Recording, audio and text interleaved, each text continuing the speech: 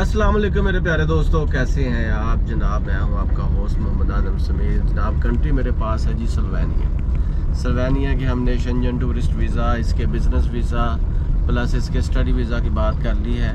आज हम बात करेंगे जनाब इसके फैमिली रीयूनिफिकेशन वीज़ा या इसके कोई भी फैमिली मेम्बर आपका जो सल्वानिया में है, आपका भाई बहन अम्मी अब्बू खाला खालू जो भी, और आपकी वाइफ या आपका हस्बैंड कोई भी जो यहाँ पे है, आप उसको मिलने जाना चाहते हैं तो उसके लिए क्या तरीक़ेकार है, कौन कौन सी चीज़ें हैं जो आपको दरकार है, कौन कौन सी चीज़ें आपके लिए अच्छी हैं, कौन कौन सी चीज़ों से परहेज़ करना चाहिए और आपको वीज़ा मिल जाए। तो दोस्तों बिल्कुल, अगर आपका कोई भी जानने वाला, कोई भी आपका स्पाउस या कोई भी रिलेटिव अगर सल्वानिया के अंदर है तो आप उसको मिल सकते हैं, उसके लिए वीज़ा अवेलेबल है।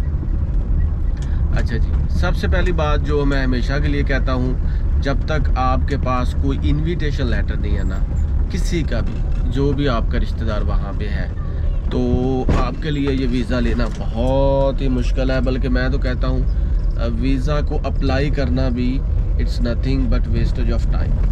आपके टाइम का ज़िया है अगर आपके पास इनविटेशन लेटर है नहीं और आप ये वीज़ा अप्लाई कर रहे हैं। ये चीज़ ध्यान में रखें।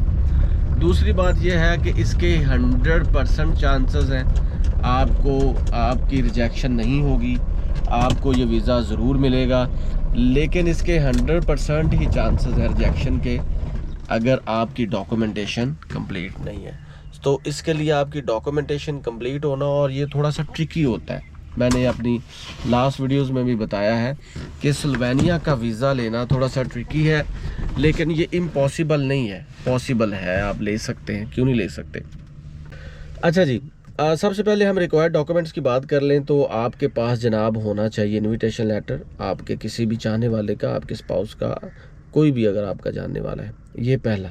दूसरा, आपका जो पासपोर्ट है वो 1 साल 1.5 साल की वैलिडिटी में होना चाहिए।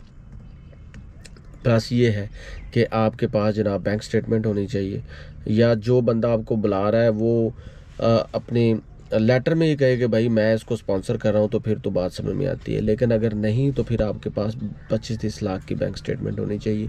25-30 लाख इसलिए कह दिया कि जितनी ज़्यादा पैसे होंगे उतने ही आपके चांसेस ज़्यादा होंगे वीज़ा लेने के। अच्छा जी, उसके बाद ये है कि आपके पास पुलिस करैक्टर सर्टिफिकेट होना चाहिए। आप बिल्कुल सिविलाइज शहरी हैं, ये आपने साबित करना है।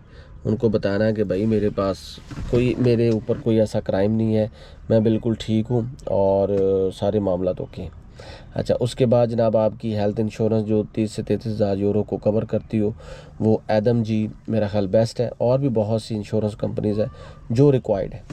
अच्छा जी, उसके बाद आपके एक्सराज, आपकी हेल्थ रिपोर्ट्स, ये सारी चीज़ें आपके पास होनी चाहिए। ये तो हो गया जी डॉक्यूमेंट्स। एक वो फॉर्म होता है जो आप फिल्ड फॉर्म होता है, उसको जनरेट किया होता है, जिसमें आपके सिग्नेचर भी होते हैं और उसकी जो प्रिंट्स आपने लेने होते हैं। अच्छा जी, ये है जी रिक्वायर्ड डॉक्यूमेंट्स। आपकी बायोमेट्रिक वहीं पे हो जाती है और तस्वीरें भी आपके पास होनी चाहिए। इसका प्रोसेस ये है जनाब, सल्वानिया की एम्बेसी पाकिस्तान में नहीं है, ये मैं पहले भी कह चुका हूँ।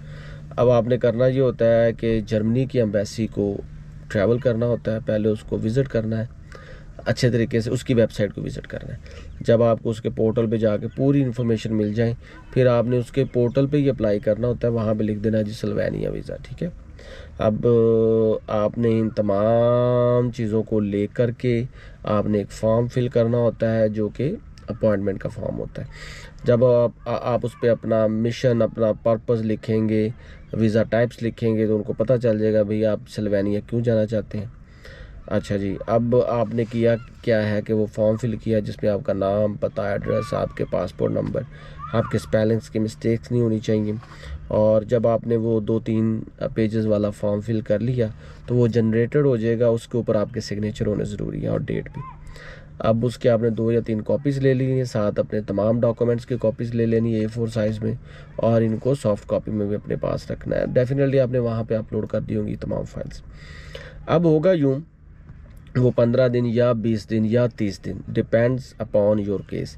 अगर आपका केस स्ट्रॉन्ग है, आपके डॉक्यूमेंट्स ठीक हैं, और जो बंदा आपको वहाँ पे बुला रहा है उसकी कन्वर्सेशन हो जाती है थ्रू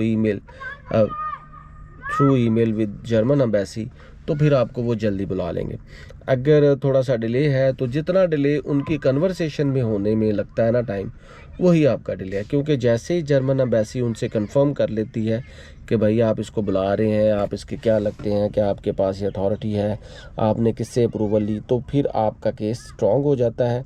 उनको सारी इन्फॉर्मेशन पता चल जाती है और फिर वो आपको अपॉइंटमेंट पे बुला लेते हैं।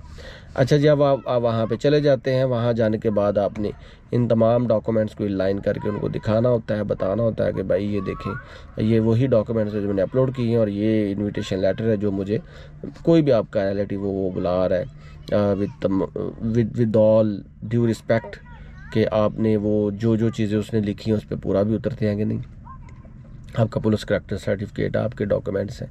हाँ, अगर आप एकेडेमिया के डॉक्यूमेंट्स इन्वॉल्व करना चाहते हैं तो उनको भी अच्छे तरीके से टेस्टेड करवा लें, वेरीफाई करवा लें HEC से या मिनिस्ट्री ऑफ फॉरेन अफेयर्स। अच्छा जी, अब आपकी 80 यूरो या 120 यूरो आपकी फ़ीस है। डिपेंड करता है कि आपका स्टे 90 दिन से नीचे है या आपका स्टे 90 दिन से ऊपर है। अगर आपका 90 दिन से ऊपर है तो फिर 120 से 125 यूरो फ़ीस है सिंगल एंट्री के साथ। अगर कम है तो फिर 80 से 90 यूरो इसकी फ़ीस है।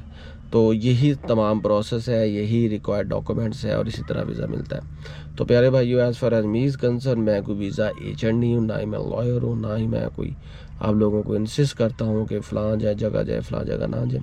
आपका दोस्त हूँ, आपका भाई हूँ, आपको गाइड करता हूँ, और ये मेरा हमेशा के लिए डिस्क्लेमर है। और आखिर में मैं यही कहता हूँ कि आप ख़ुद से अप्लाई किया करें, किसी एजेंट की ज़रूरत नहीं है। अगर आपकी डॉक्यूमेंटेशन अच्छी है, अगर आपका होमवर्क ठीक है, अगर आपके डॉक्यूमेंट्स ठीक हैं, आप फेयर तरीके से जा रहे हैं, तो इंशाल्लाह ताला आपको वीज़ा मिलेगा। तो आज तक के लिए बस इतना ही। मिलेंगे next country, next visa next के साथ। तब तक के लिए अपना भरपूर ख्याल रखें। मुझे दे इजाज़त। अल्लाह हाफिज़।